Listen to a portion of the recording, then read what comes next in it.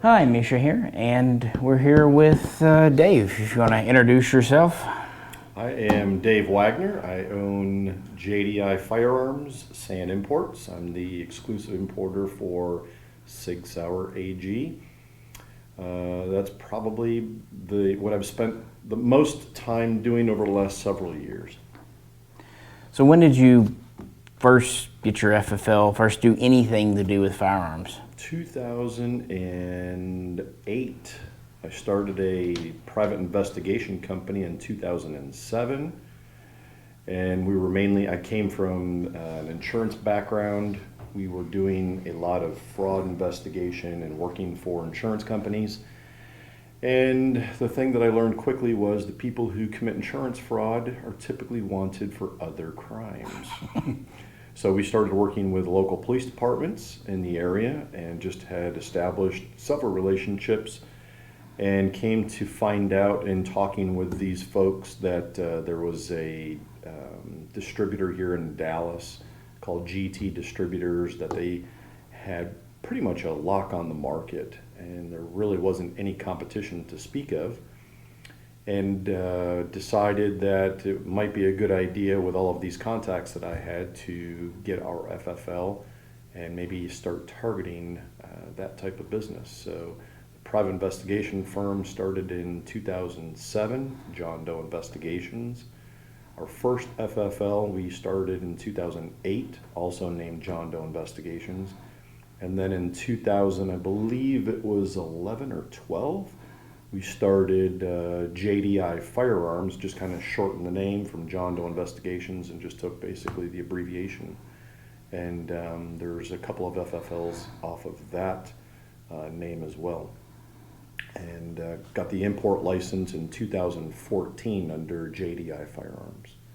So it's lots of licenses. And I know you've told me before, but the story of the first time you encountered a Swiss, or at least Swiss pattern SG 5.52. Yeah, and how that got you going. Yeah, I walked in, when I first moved to Dallas, there was a local gun shop that had just opened up. And as I had said, I had been in the insurance industry, and I was driving out of Dallas, heading to East Texas, and decided to stop at this new gun shop. I'd always seen them at the gun shows previously. That was pretty much what they had focused on, and decided to open up a retail location. Walked in the door, and on the wall hung a 5.52 Commando, and I just jaw hit the floor and thought that was like the most cool gun that I had ever seen. And that was Slick Fire, right? That's what kind of started the whole love affair. When I got my FFL, I remembered that gun, and the first company I called for a contract was SIG. And at that point, just talked to a rep and said, look, that gun's not going to happen. That was a special import. Number one, it was a class 3 firearm. It was a select fire 5.52. And he just said that at that time they had stopped production on the 5.52 and had switched over to the 5.53. He's like, they don't even make that gun anymore. Yeah, that would have been pretty close to the switch over, the handover. Yep. Yeah. So that, stuck in the back of my memory. Fast forward to 2014, my son was studying abroad in Berlin at Humboldt University. My wife and I went over to visit him. He was there for over the summer and taking German classes. And we went to go visit and absolutely fell in love with the country. And when I got back, I said to my wife, we need to figure out a way to come back and to be able to write this off as a business expense. So picked up the phone, called my SIG rep, and said to him, how do I do business with SIG Germany? And he was like, again, he's always laughing at me. I'm always asking these questions about the 5.52. I got laughed at. You're a funny American. Apparently, yeah. The Swiss certainly seem to think so, and the Germans. But he basically just said that's not going to happen. The matter of fact, at that time, SIG USA wasn't really doing that much business with Germany, and said that's not going to happen. We are toning down our imports because the German export laws are so hard with the end user certificates, and just it really, the German government makes it so difficult to export that SIG USA kind of pumped the brakes for a little while and said that they weren't importing really that much in numbers wise. But there is good news. He said that you can't do business with Germany, but your timing is impeccable. SIG Switzerland at that time, obviously they weren't going under the SIG name, they were going under SAN. SAN. And he basically said that they were looking for a new outlet in the United States, and called the head of sales, and which I did. I called them the next day and talked to the head of the sales department, and started a conversation. And of course, being Europe during the summer, we're getting ready to go on vacation for a month, closing down the factory. Call us in 30 days. So I set my calendar and called them back in 30 days, and let's say the rest is history. Started a relationship with them that goes till this very day. Was the 553 or the 551 your first real import from them as far as a full firearm? That's a great question. You are really testing my memory. I think it may have been, I don't think it was the 553. I want to say, let me take that back.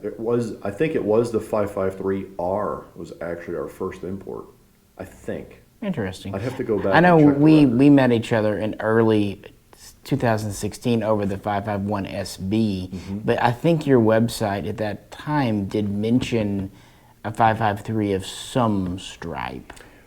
Yeah, I know starting out, and the reason I don't think it was a 553 and 5.56 was because the two previous importers had imported specifically the 553. Right, yeah, the M plus M. Yeah. And then the SIG Sauer, New Hampshire, yeah, they had done that.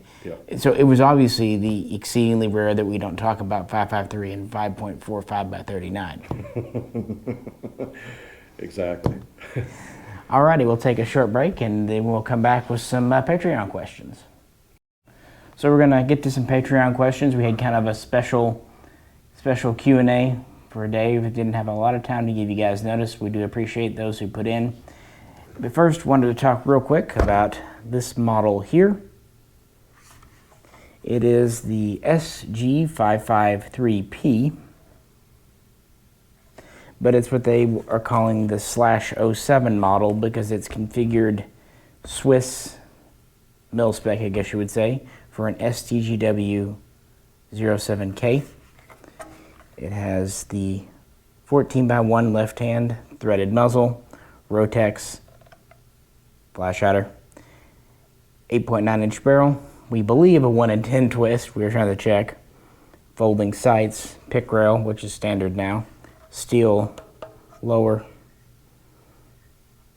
and it's in the wonderful pink and mauve 30-round mag. And I'm just pointing this out because this is an exclusive for my store, Ozark Bear Arms, one that's been in the works since last year. There will be LV variants too. So it's kind of like the full STGW 07 that was sold last year, but just not with the $10,000 price tag. So there'll be some really interesting stuff, and we'll do videos on what's just come in very soon. And with that, we'll open it up to some of the Patreon questions. Take it away, mysterious person behind the camera. Guys, I apologize if it's not terribly loud, but I will post the questions in the description too. Okay, number one question comes from dapadan. When will the 551 from last year be at FFL? Oh boy, right out of the gate, we start with a tough one. So the 551s are here. The factory did not have time to apply the Illaflon final coating. That process is a multi-step process, and we had given SIG a deadline to get the firearms to us, and if they were to stay in Switzerland and have that treatment put on, it would have delayed the gun probably at least another 30 days. So the guns are here. They are painted. They do have a phosphate finish to them, but they are not sealed. So they had not installed the rubber lips that protect the charging handle.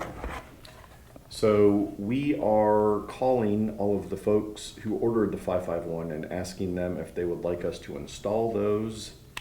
If we do install it, then that means that basically they're not going to have it finished on their own, or we will leave it as is and ship the parts, meaning the rubber gaskets with the rivets, to the individual, and then they can choose if they're going to have some type of Cerakote or some type of final finish put on it. Then they can install those after the fact. So we'll be reaching out to the 551 owners this week and giving them the option of how they would like their firearm. When are the mags coming? Magazines are slated to start coming in the end of May and into June. We have a lot of magazines coming. Okay. When are the other accessories coming? June. The priority would be on firearms first, magazines second, everything else, stocks for 5.5 series, probably in June. I think we'll probably get enough to fill all of the back orders in June. All of the other parts, gas valves, handguards, all of those, I'll be June as well. Next part of this question says, will he still support SIG products with parts and such if firearms mags can't be imported in the future? Absolutely. Yep, we've already talked to Switzerland, and our exclusive remains in place going forward. So we will continue to bring in magazines and all of the other accessories as we're able. And he says, please say thanks for all that he has done for the community, and thank Mischa and Jay. Okay, second question from Mongo Go Bang. Just seems like SIG Switzerland moves at a snail's pace to get product made and shipped. Are they just small, not busy? They seem like SIG USA, which is good and bad. They are very busy. It's working with what they have as far as the number of employees. It's not the SIG of old back in the heyday of the 70s and 80s where they had 100 plus people in the factory. Their workforce, Which would honestly still be a pretty small factory, all things considered, even then. Yes. Yeah. But with the number of people, I think they're right now hovering around 40, somewhere between 40 and 50 employees probably. Mm-hmm. And it's all hands on deck. They are turning out product as fast as they can. However, what I don't want to say this year or last year was exceedingly slow, but the COVID epidemic in Europe really shut things down, not once, but multiple times, at least twice, if not 3 times. So you have some of the companies that are providing some of the parts that go into the build, and they may be closed because of the epidemic. So getting parts to complete guns has been a challenge with the COVID epidemic. So it's really slowed things down. Yeah, obviously, like any modern company, certain parts are subcontracted, polymers and sites and things like that can be. Yep. Okay.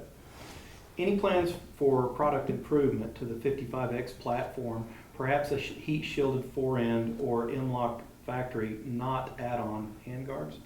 Not that I have heard of yet. I will be going to the factory first week of July, providing that Europe does open up on time, which are supposed to open up, I think, June 1st is what I have been told. But providing that we can get to the factory, plan is to find out if there's any. I haven't heard of any changes.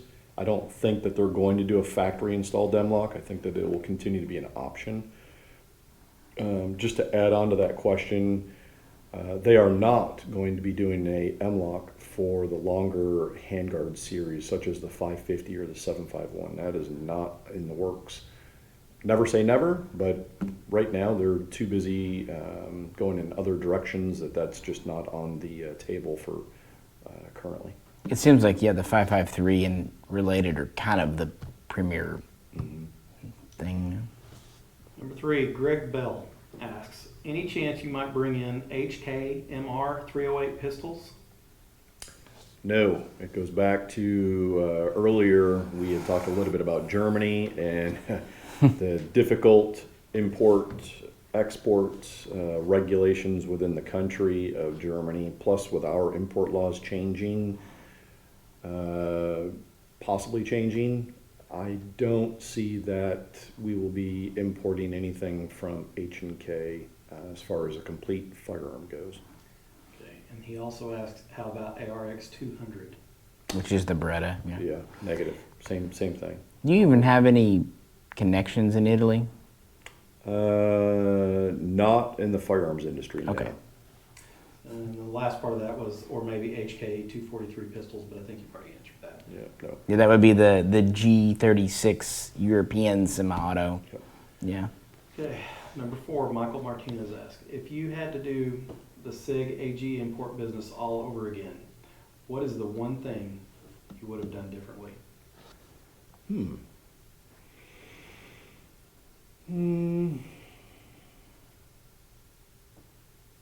Great question.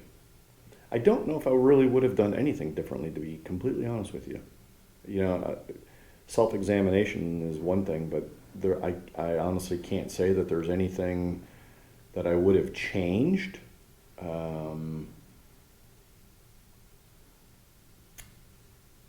Good question, but there's nothing that I can really put my finger on that I would have changed or done any differently. One thing I can say is that you did differently than maybe your predecessors is you made sure to get a lot of things in writing and, exclusivity and just, a very legal setup going, Yeah, learn from those who went before me. Which is why this has lasted, if not a decade, at least more than half a decade. Yeah. Yeah. Okay. Part 2 of this question, are there any SIG AG firearms that way overperformed or underperformed sales expectations? Overperformed, I would say no. Underperformed, I would probably. I think the 5.53 and 300 blackout started out slow. That's when I read that came to my mind. They did pick up. You're right, but yeah. But the sales, bringing that in, it was a slow starter, and I understand. Probably they're not known for that. They created that caliber just for us. I had suggested that they had come up with a 300 blackout as well as a 6.5 Creedmoor. Those were 2 calibers that probably wouldn't have come to life if I hadn't thrown that out there. Unfortunately, only one of the 2 got approved by ATF, but we'll take what we can get for now. Yep. What's your personal favorite SG55X? It goes back to the 5.53 and 300 blackout. That is actually my favorite. Yeah. Being in Texas, I shoot pretty much everything suppressed, whether it's a pistol, a rifle, a machine gun. If it doesn't have a suppressor on it, I'm really not all that interested in shooting it. And the 300 blackout, 5.56 as a rule of thumb just doesn't suppress well. Yeah, I agree. Yeah, But the 300 blackout suppressed is probably my favorite platform that they do. Second, the 5.53R, for the same reason. I like the FSP, just the whole Russian connection to the 5. It's a neat story, and they run really well. Yeah. Especially as an SBR. Yeah. Says thank you for all your hard work, Dave. I really appreciate everything you've done for the SG55X enthusiasts here in the U.S. Wolfie says, what is SIG's greatest strength and what is their biggest weakness? That's a It's the same answer for both, believe it or not. Quality. The thing that people don't understand about this platform is the testing that goes into it. What does that mean? That means that they test a firearm, and if it fails a test in full auto, they won't release it in semi-auto. Even though that error most likely wouldn't happen in a semi-automatic setting, if it doesn't pass a full auto test, they go back to the drawing board. That's what delayed the 553R so long getting into the United States. Basically what happened with that gun was it would on full auto, it would ricochet in the test facility and sent a spent shell casing back into the ejection port, and it would jam the gun. That probably wouldn't happen in a semi-automatic setting because the rate of fire obviously is not what you're talking about on full auto. Not to say that it couldn't happen, but the chances are, obviously when you're throwing brass as quickly as you are in a full auto setting in an indoor range and it's hitting up against the side, chances are pretty good at some point that that it could. The projection path just didn't lead it to eject properly. And what happened with the 553R was when they designed that gun, the ejection port was cut for 556. They didn't recut it for a 7.62. So basically when it failed the full auto test, they went back to the drawing board, figured out, oh, we have to redesign the ejection port to allow for the correct path for a 7.62 by 39. It delayed the gun almost 18 months. So on the flip side, the testing is their biggest attribute, which is why the quality is what the quality is. The downside is it takes time. It takes a lot of time. When we're talking new calibers, or we're talking even like a redesign of someone in a prior question had asked about any redesigns.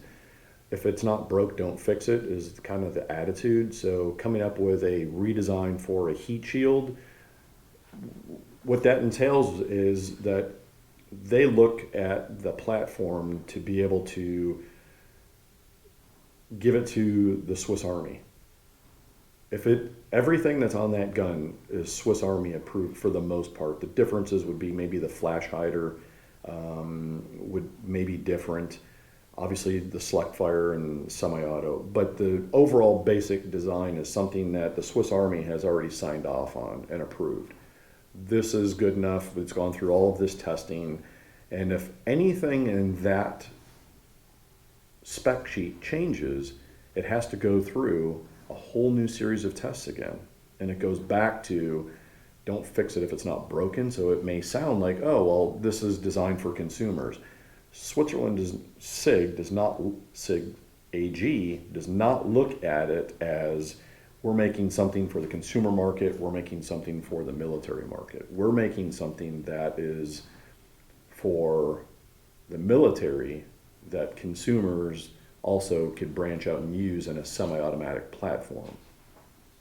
So something as simple as making a factory gun with an Mlok, if it's not something that the Swiss Army has asked for and hasn't begun the testing of that, it's time prohibitive for them to do that.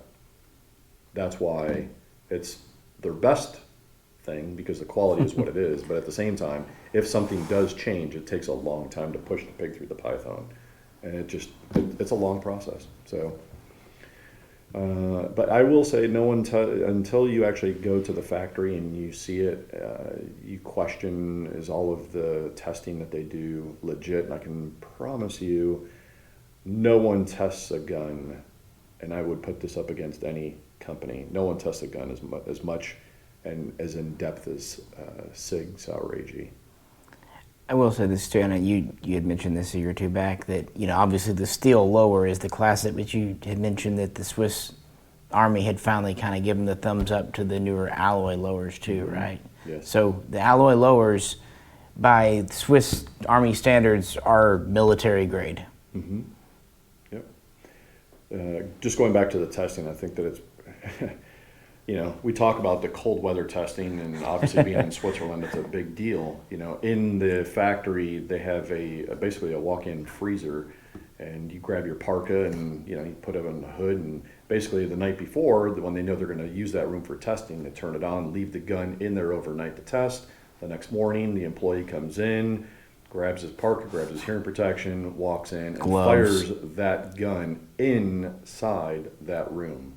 That room is so cold that they actually have broken the stocks on guns because of how cold it is inside that room. So, true story. It's no one else tests like that. Typically what they'll do is they'll take a gun, throw it in the cold room, go outside to a range, or leave that element of that temperature and go to maybe an indoor range that's at temperature, room temperature, and test fire the gun. And of course, 2 or 3 pulls of the trigger and you're back up to a normal heat temperature of a fired firearm. This is staying inside that element of below zero, and I don't know any other factory who does that to that degree. Do you know if Mlok, since they also are, a very similarly located country, does anything like that at all? I don't know the answer to that question. I don't know. So I just figured that'd be something people might want to know. Yeah. Why don't we take a 5-minute break and then we'll finish up with the questions. Alrighty, let's bring this home. All right. Matthew and Mauser asks, the future import of Swiss semi-autos seems risky at best due to politics. As the ATF continues to drag its feet with the 751 in 6.5 Creedmoor, do you see any possibility of future semi-auto pistols coming into the U.S., or is the risk too high for business? I'll tell you in 30 days. From my understanding, the administration's appointed head of ATF, or not appointed, I shouldn't say it's not an appointed position, but the person who they're putting up goes in front of Congress at the end of this month to begin the process of going through that. I don't know what the technical term of that process is, but I think in the next 30 days we'll have a lot more answers as far as what the future of imports is, as well as just the overall direction of what the ATF is, what their pulse is. So, hate to stall on the question, but I think the answer could change in the next 30 days. My gut feeling, I think that we'll see changes to import regulations. I really do. Would you say at this point the 6.5 Creedmoor is kind of not realistic? Or is there still any kind of hope for that? I don't think that there is. Officially, they have not approved it. Officially, they have not disapproved it. The letter that I received from them basically said that there is not currently a classification for that firearm. And because of that, it's neither approved nor declined, meaning that something is coming to change or create a new classification to make it most likely unimportable, I think. Okay. If semi-autos are banned from import, are there any plans to import something in its place? A revolver gun. Yeah, it's funny you say that, because there was a photo floating around the internet of a 5.53 that looked like a revolver, and it's kind of funny. Anytime SIG comes up with that was not created by SIG. It was clearly someone had photoshopped this, but it brings me up to one of the guns that I own in my personal collection. Was France had this law of semi-automatic rifles, so the factory had come up with a pump .223 caliber 550 series gun. I think they only made 12 prototypes. Never went into production. It just never, after doing tests and things like that, they were like, no one's going to buy it. It's not a semi-automatic gun, and they just didn't really see the market for a pump action 223. So I just don't really see if they ban the semi-automatic pistols and rifle calibers. Are we going to bring in something else? I don't know. It really kind of just depends on what the new regulations are. Yeah. So, like always, they pass regulations like 68, 89, 97, and you work around them and obey the law, but try to see what you can do best you can. yep. Okay, he comments, just a suggestion here, but one could open an import business in Mexico. I hear there are a lot of people coming over the border that are willing to carry stuff. I have no idea what he's talking about, do you? No clue. No.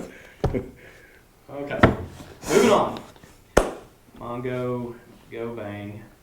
Saw this article from TFB in 2014. Says SIG had 34 employees and laid off half of them at that time. Is this a basically empty building with a few people assembling leftover parts from the old days? The answer to that would be no, they are not. They have actually done just the opposite. They are actively hiring. They are producing a lot of guns. Like every other manufacturer that I can think of, I don't think there's a manufacturer a major manufacturer that makes every single component of a firearm start to finish.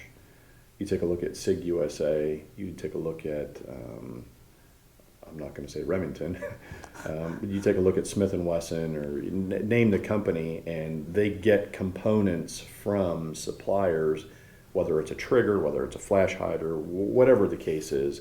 SIG Sauer AG is no different. That there are companies out there who do supply them with parts, but as far as production goes and new products, I will tell you that they doubled their square foot almost 2 years ago now. They've been in the same building for over probably 100 years. The footprint was one floor about a year and a half, 18 months ago. They doubled that, and they have the same square foot downstairs, and then they also took over the upstairs, which was housing IWC Watch Company. They had an overflow in that building, and IWC built a brand new facility, so they moved out of that overflow into their new facility, and SIG took over the square foot upstairs as well, so basically doubling their footprint. I have one section now that's specifically just for Army, U.S. Army, Swiss Army, production and testing. So they're, like I said, I think right now there's somewhere between 40 and 50 employees and actively looking at hiring. And so they're still making, obviously, new receivers, trunnions, whatever, and having new components made and shipped in, Yep. stuff of that nature. Yep. Okay, Lando asks, any update on importing FAMA Colt 45. from Chile? No, it's pretty much a dead deal. I have reached out, man, it's well over 2 years. I have been to the embassy in DC. I think when I went to the embassy, we had a little bit of traction.